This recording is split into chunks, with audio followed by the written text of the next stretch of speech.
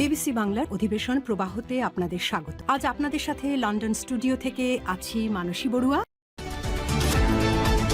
বাংলাদেশের সর্বশেষ গুরুত্বপূর্ণ আপডেট সংবাদে আপনাকে স্বাগত। শুরুতেই সংবাদ শিরোনাম, পরে বিস্তারিত। প্রথমেই জানাবো, গুজব নাকি সত্যি, পাম্পে আবারও জ্বালানির জন্য দীর্ঘ লাইন। জ্বালানি তেল নিয়ে বাড়ছে উৎকণ্ঠা।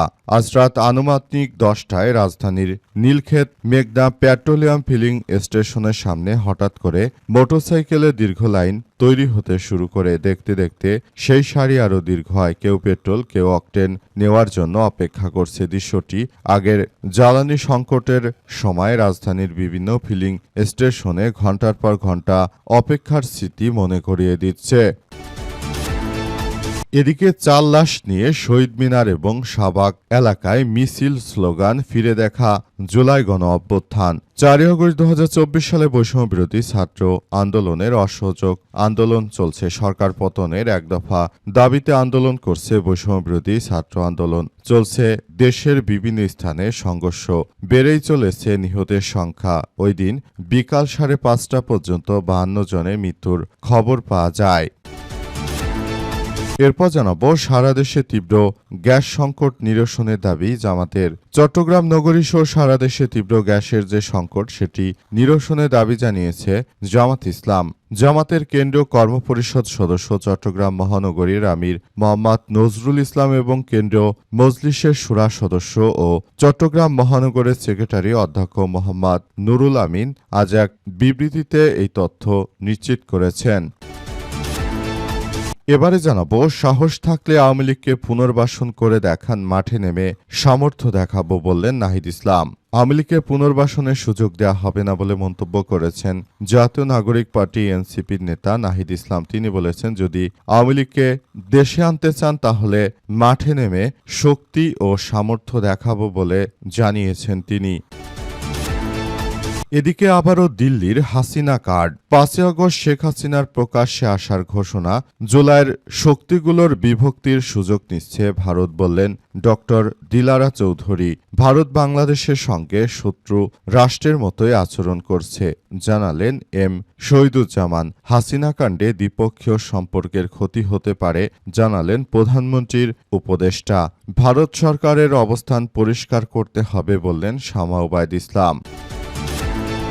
এবং সর্বশেষ জানাবো, এনসিপির 10 নেতার বিরুদ্ধে হত্যা চেষ্টার মামলা। হবিগঞ্জে জাতীয় নাগরিক পার্টি এনসিপির কেন্দ্রীয় মুখ্য সমন্বয়ক নাসির উদ্দিন পাটোয়ারি, উত্তরাঞ্চলের মুখ্য সংগঠক সার্জিস আলমসহ দলটির 10 নেতার বিরুদ্ধে হত্যা চেষ্টা মামলা, ভাঙচুর ও ছিনতাইয়ের অভিযোগে মামলা হয়েছে। আজ রাত 10টার দিকে হবিগঞ্জ সদর মডেল থানায় জেলা ছাত্রদলের যুগ্ম সাধারণ সম্পাদক মোহাম্মদ ইকবাল হোসেন রুকন মামলার আবেদন করেন। প্রিয় দর্শক, এতক্ষণ শুনছিলেন সংবাদ শিরোনাম, এবারে বিস্তারিত। তবে তার আগে বন্ধুরা, অনুরোধ থাকবে এই সংবাদটিতে একটি লাইক দিন। এই চ্যানেলে আপনি নতুন হয়ে থাকলে আমাদের সংবাদটি দেখতে দেখতে চ্যানেলটি সাবস্ক্রাইব করে রাখুন। কমেন্ট করে বন্ধুরা আপনার মূল্যবান মতামত জানিয়ে দিন আপনি বিশ্বের কোন দেশ থেকে বা বাংলাদেশের কোন স্থান থেকে আমাদের সংবাদটি দেখছেন এবং শুনছেন। আর বন্ধুরা, সংবাদটি আপনার সোশ্যাল মিডিয়া ফেসবুকে শেয়ার করে বন্ধুদেরও দেখার সুযোগ করে দিন।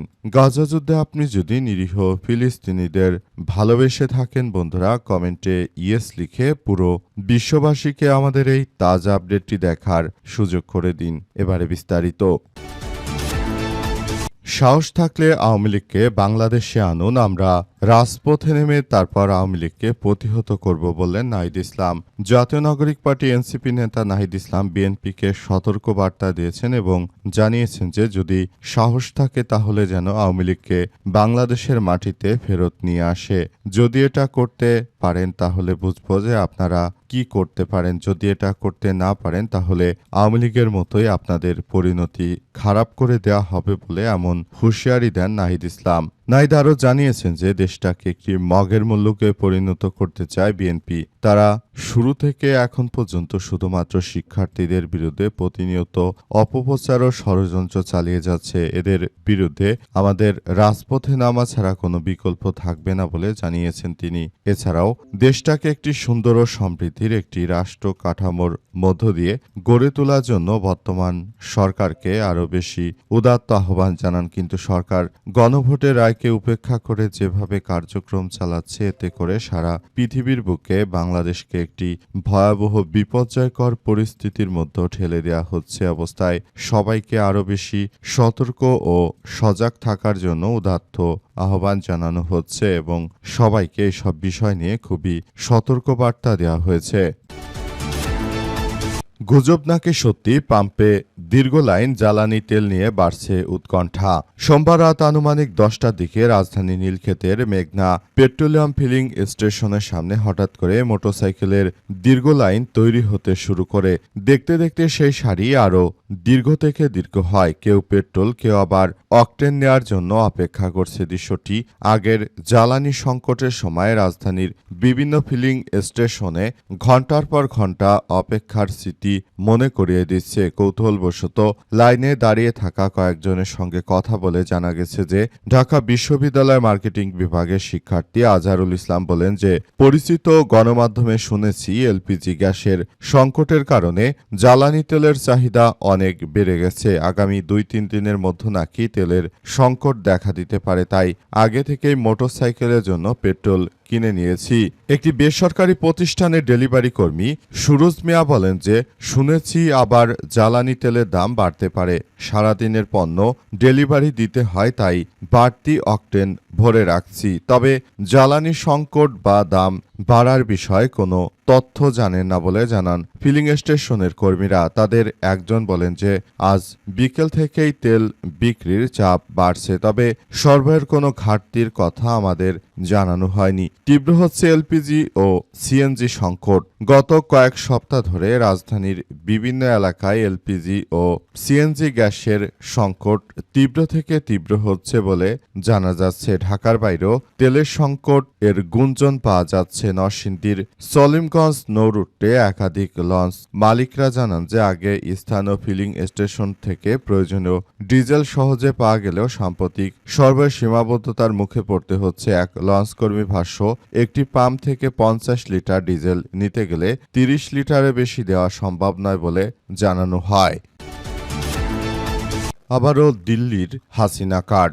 বাংলাদেশের তথা তারেক রহমান সরকারের উপর চাপ প্রয়োগ করতে আবারও সেই শেখ হাসিনা কার্ড নিয়ে এসেছে ভারত। ঢাকার উপর নানামুখী চাপ প্রয়োগের পাশাপাশি সরকারকে বিভ্রান্ত করার চেষ্টা করছে দিল্লির ডিপ স্টেট ও নীতি নির্ধারকরা। গত বৃহস্পতিবার প্রকাশিত ভারতের পররাষ্ট্র বিষয়ক সংসদীয় কমিটির প্রতিবেদনে বলা হয়েছে, নরেন্দ্র মোদী সরকার শেখ হাসিনাকে দিল্লির মাটিতে বসে কোনো রাজনীতি করার অনুমতি দেয়নি। জুলাই গণ অভ্যুত্থানে পতিত শেখ হাসিনাকে প্রত্যার্পণের বিষয়টিও খতিয়ে দেখছে সরকার। ভারতীয় গণমাধ্যমগুলো ফলো করে এই খবর প্রচার করে। এর ঠিক 3 দিন আগে রোববার ভারতীয় মিডিয়ায় শিরোনামে বলা হয়েছে, আগামী 5 আগস্ট প্রথমবারের মতো প্রকাশ্যে আসছে শেখ হাসিনা। এতে দিল্লিতে সংবাদ সম্মেলনের মাধ্যমে বাংলাদেশের বর্তমান রাজনৈতিক পরিস্থিতি এবং তার ভবিষ্যৎ রাজনৈতিক কর্মপরিকল্পনা তুলে ধরবেন। হাসিনা সম্ভাব্য এই কর্মসূচি নিয়ে রাজনৈতিক ও কূটনৈতিক মহলে চলছে নানা আলোচনা। বিশ্লেষকরা বলছেন যে নয়াদিল্লি কৌশলগতভাবে হাসিনাকে ভারত বাংলাদেশ দ্বিপক্ষীয় সম্পর্কের ক্ষেত্রে প্রভাব বিস্তারের একটি টুল হিসেবে বিবেচনা করছে। নরেন্দ্র মোদী সরকার বাংলাদেশ সরকারের সঙ্গে সম্পর্কের সমীকরণ এবং দর কষাকষি হাসিনাকে কার্ড হিসেবেও ব্যবহার করছে। তারা মূলত মৃত্যুদণ্ডপ্রাপ্ত শেখ হাসিনাকে দিয়ে বাংলাদেশের বিরুদ্ধে বড় ধরনের কার্যক্রম চালানোর অপচেষ্টা করছে। সারা দেশে তীব্র গ্যাসের সংকট নিরসনের দাবি জামাত ইসলামের।